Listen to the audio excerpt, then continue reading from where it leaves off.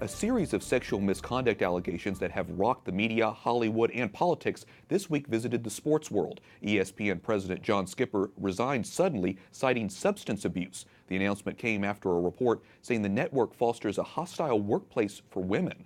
And Tina Becker is now in charge of the NFL's Carolina Panthers after owner Jerry Richardson put the team up for sale following allegations of misconduct involving 4 former employees. To weigh in on the latest from the sports world is Doug Eldridge, a sports agent and public relations consultant. He's the managing partner of DLE Agency.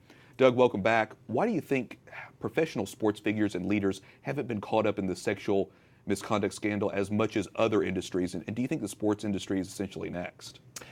I think it's indicative of the broader populace, right? We're all flawed. We all make indiscretions and bad decisions. I don't know that the sports world is necessarily immune or is the last car on the train, so to speak. I think it's sweeping the country from Hollywood to D.C. and all parts in between.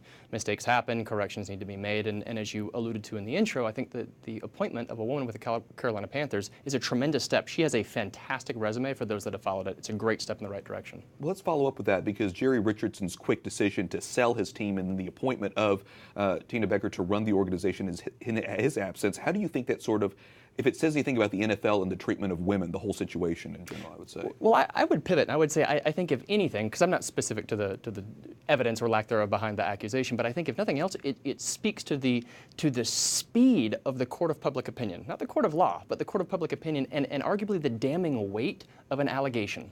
Right? An allegation now carries more weight than a conviction. And when we're dealing in a population that is begging for transparency and social media gives that proximity, right? We're brought to the dais very quickly and judgments passed. That being said, from a public relations standpoint, this was an absolute internal crisis comms decision. Hey, this is just one thread that's being pulled. Everything's going to unravel. We need to move in another direction. We need to move to sell, and within that, install a highly qualified and incredibly capable lady to take the helm in the interim. Speaking of crisis, let's switch to another crisis of sorts, the situation with ESPN, Sure. the sports channel that's owned by Disney. Of course, John Skipper is exiting. I guess my first question is, do you think his exiting is a good thing for ESPN?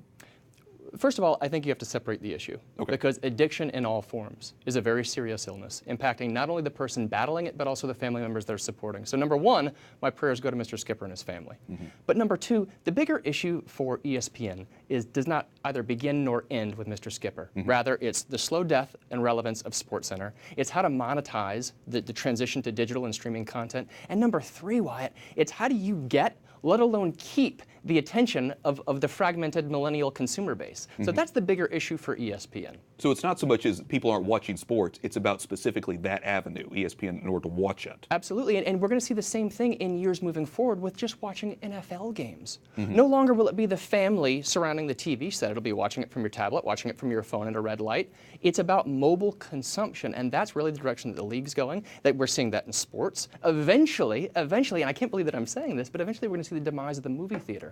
Because we're no longer going to be crowded into an individual location. It's about consumption on individualized terms, whether on the entertainment side, on the sports side, or even why Amazon is crushing it with holiday ordering sales because people don't go to brick and mortar malls. So much is changing in so many industries. Doug Eldridge, managing partner for the DLE Agency. Thanks so much for talking with us. Thank you for having me.